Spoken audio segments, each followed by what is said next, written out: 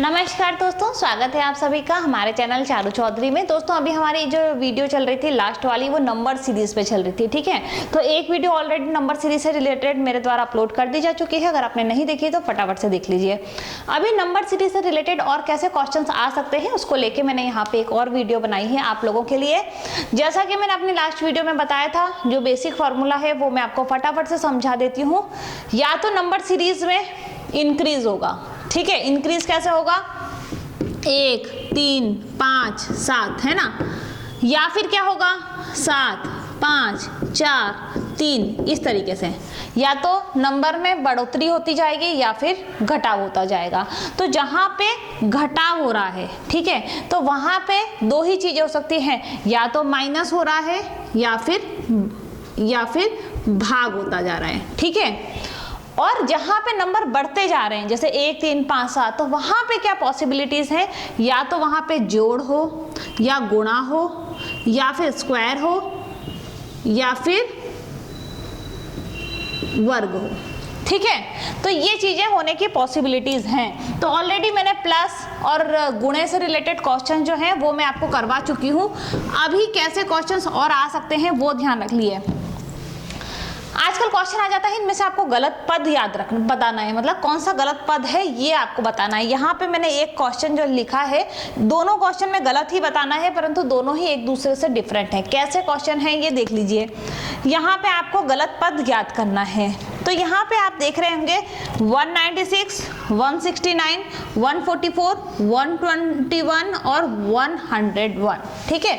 ये डिजिट्स हैं। अब आपको पता लगाना है कि इनमें से एक जो पद है वो सीरीज में सही नहीं बैठ रहा है। वो कौन सा पद है ये आपको यहाँ पर याद करना है। नंबर सीरीज में इस तरीके के बहुत सारे क्वेश्चंस आते हैं, ध्यान से देखिएगा। तो मैंने आपको क्या बताया, यहाँ पे जो नंबर है, ठीक है, अलग अलग आ रहे हैं। अभी यहाँ पे क्या पॉसिबिलिटीज है, क्या हो सकता है, यहाँ पे अगर आप ध्यान से देखेंगे आपको क्या करना है। नंबर सीरीज के लिए अगर आप 12 से 14 तक अगर आप वर्ग याद कर लेते हैं ना तो बहुत ही फायदा होगा, क्योंकि इस तरीके के जब क्वेश्चंस आते हैं वहां पे आपको जरा भी तकलीफ नहीं होगी। अब देख लीजिए, हम करते हैं 14 × 14, 5, 4, 1, 6, 9, 1। तो हमको पता चल गया ये जो है ये 14 का स्क्वायर है। इसी तरीके से आप देखेंगे ये जो 169 है ये 13 का स्क्वायर है, 144 12 का है और 121 11 का है। परंतु 101 किसी का नहीं है। तो हमें पता चल गया, यहाँ पे देखिए 14 का स्क्वायर, 13 का स्क्वायर, 12 का स्क्वायर, 11 का स्क्वायर, परंतु 101 किसी का स्क्वायर नहीं है। तो यहाँ पे गलत पद कौन सा होगा? यहाँ पे 101 जो है ये गलत पद होगा। यहाँ पे एक्चुअल में क्या होना चाहिए? यहाँ पे 10 का स्क्वायर आना चाहिए, ठीक है, 100 आना चाहिए था, परंतु यहाँ पर 101 लिख दिया, जो कि गलत है। तो ये क्वेश्चन तो आपको आ गया समझ में। स्क्वायर वाले क्वेश्चन आते हैं, याद कर लेना, बहुत ज़्यादा बड़ी संख्या नहीं है। एक्चुअली तो देखा जाए तो देखते ही पता चल जाता है। अगर आपको प्रैक्टिस है तो आप देखते ही समझ जाएंगे कि ये किसका स्क्वायर है। परंतु अगर आप नए हैं फील्ड में, मैथ आपने बहुत ज़्यादा नहीं की है, तो आप इसको याद कर लीजिए, आपके लिए बहुत ही फायदा रहेगा। अब देखिए यहाँ पे दूसरा देखिए, दूसरे में आप देखेंगे तो आपको कुछ भी लिंक नजर नहीं आएगा। कभी कभी ऐसे क्वेश्चंस आ जाते हैं जहाँ पे हम बहुत कंफ्यूज हो जाते हैं। 9 लिखा है, 19 लिखा है, 37 लिखा है, 75 लिखा है, 149 लिखा है, 297 लिखा है। अब हम क्या करते हैं, 19 में से 9 घटाते हैं तो नहीं आता है। 19 में से 9 घटा के देखा 10 आए, परंतु 37 में से 19 घटाए तो 10 नहीं आए। तो क्या कंफ्यूजन होता है। इस तरीके के क्वेश्चंस में क्या होता है, हो तो रहा है, सब में बढ़ोतरी हो रही है। तो आपको एक बात तो समझ में आ गई, ये कौन सा केस है? इंक्रीज केस है। इंक्रीज केस में क्या क्या होता है? या तो प्लस होता है, गुणा होता है, स्क्वायर होता है, क्यूब होता है, ठीक है। यहाँ पे क्या हो रहा है? यहाँ पे आपको एक बात समझ में आ गई कि संख्या जो है तेजी से बढ़ रही है, तो क्या होगा? गुणा। अब गुणा किसका होगा? गुणा और जोड़ कुछ भी हो सकता है। अब किसका होगा ये आपको देखना है। तो आप सबसे पहले क्या करेंगे, 9 में 2 का गुणा करिए तो 18 आया। अब 18 में 1 जोड़ के देखिए, क्या किया हमने? 9 इंटू 2 + 1, ठीक है। तो क्या आया? 19 आ गया। अब हम क्या करेंगे, 19 को भी फिर से 19 का भी आप एक बार गुणा करके देखिए, तो क्या आया? 38, परंतु यहाँ पे तो 37 है। तो ठीक है, हम एक बार एक काम करते हैं, यहाँ पे इंटू 2 -1 कर लेते हैं तो 37 आ गया। अब फिर से हम 37 जो है यहाँ पे हम क्या करेंगे, 37 जो है 37 का 2 से गुणा करेंगे 74 और +1 आ रहा है, तो क्या किया हमने इंटू 2 +1। अभी हमको यहाँ पे ट्रिक समझ में आ गई, एक बार इंटू 2 +1 है, एक बार इंटू 2 -1 है, फिर वापस से 2 +1 है। तो अब यहाँ पे क्या होगा, यहाँ पे आप देख लीजिए बिल्कुल सही है कि नहीं, आपको पता चल जाएगा। 75 इंटू 2 कितने होते हैं, ये हमको पता ही है 150, और 150 इंटू 2 -1 बिल्कुल सही है। अब हमको देखना है, यहाँ तक तो सही चल रहा है, गलत पद क्या है।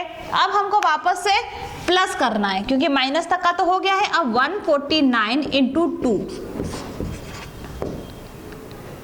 9 और 1, तो क्या करना है हमको, इंटू 2 +1, तो 198 में 1 जोड़ दिया हमने, सॉरी 298 में हमने 1 जोड़ दिया, तो क्या होगा 299 आना चाहिए था, 299 आना चाहिए था, परंतु यहाँ पे 297 आ रहा है। तो गलत पद कौन सा हो गया, 297 जो है वो गलत पद है, यहाँ पे 299 आना चाहिए। तो देखिए इस तरीके के क्वेश्चंस भी आते हैं जहाँ पर प्लस भी है और इंटू गुणा भी है, दोनों चीजें हो रही है। यहाँ पे गुणा प्लस भी हो रहा है और साथ में माइनस भी हो रहा है। तो यहाँ पे आप सबसे पहले दूसरी संख्या के साथ में जब आप तालमेल बैठाना चाहते हैं तो जरूर देखिएगा, एक बार बढ़ोतरी हो रही है, ये तो आपको समझ में आया है कि बहुत ज्यादा कुछ कम नहीं है। तो सबसे पहले इंटू करके आप प्लस करके देखिए वो संख्या, फिर माइनस करके देखिए, जरूर आपका उत्तर आ जाएगा। मैं सारे टाइप्स कराने वाली हूँ, उससे क्या होगा, कोई भी क्वेश्चन आपके ऐसा नहीं रह जाएगा कि एग्जाम में आपसे गलत हो जाए। अब देखिए ये वाला प्रश्न देखिए, यहाँ पे ऐसे क्वेश्चंस भी दे देते हैं जान के कंफ्यूज करने के लिए, ये इसका कोई मतलब नहीं है, परंतु कंफ्यूज करने के लिए जरूर ही ऐसा लिखेंगे, एक ही संख्या 2-2 बार लिख दी, 53-53, 40-40, 27-27, इस तरीके के क्वेश्चन आ जाते हैं। तो बिल्कुल भी नहीं घबराना है, एक जो संख्या है ये ऐसे ही लिख दी जाती है, आप इसको ऐसे लीजिए 53, 40, 27, क्योंकि ये रिपीट कर दी जाती है बस बच्चों को कंफ्यूज करने के लिए, इसके अलावा इसका पीछे कोई लॉजिक नहीं है। तो यहाँ पे आप देखिए 53 में से आपने क्या घटा है 40, क्योंकि यहाँ पे देखिए डिक्रीज होता जा रहा है, जब डिक्रीज होता है तो क्या होता है, या तो माइनस होता है या फिर भाग होता है। तो यहाँ भाग जैसा तो दिख नहीं रहा है क्योंकि बहुत ज्यादा डिक्रीज नहीं हो रहा है, यहाँ पे एक लिमिट में डिक्रीज हो रहा है, तो यहाँ पे जरूर माइनस घटाव लग रहा है। तो घटाव करके हम देख लेते हैं, ठीक है, 3 और 1, 53 में से 40 घटाए तो 13 है, ठीक है।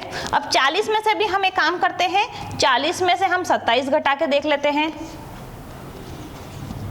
तो भी 13 आ रहे हैं। तो अब आपको यहाँ पे समझ में आ गया होगा कि 27 में से अगर हम 40 में से 27 घटाए तो भी 13 आए, तो क्या है यहाँ पर आपको समझ में आ गया कि 53 में से 13 घटाए 40 आए, ठीक है।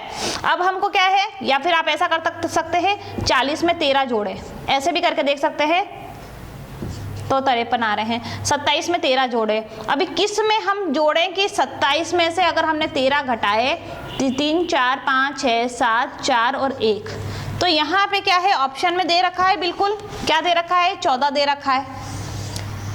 14 और 14 में अगर आप 13 जोड़ेंगे तो 27 आएंगे। तो इस तरीके के क्वेश्चन जब आ जाते हैं आपको कंफ्यूज नहीं होना, ये जान के कंफ्यूज करने के लिए दे देते हैं, 2-2 डिजिट लिख देते हैं, तो आपको दोनों ही जो यहाँ पे क्वेश्चन मार्क लिखा हुआ है वहां पर आप 14 लिख देंगे तो आंसर आपका बिल्कुल सही हो जाएगा।